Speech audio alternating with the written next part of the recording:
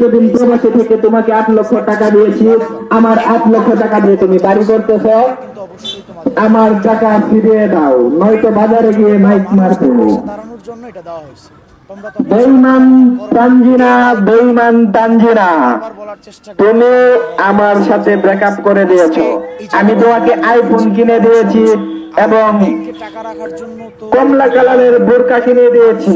অসুস্থতার কথা বলেছ, 15,000 টাকা দিয়েছি।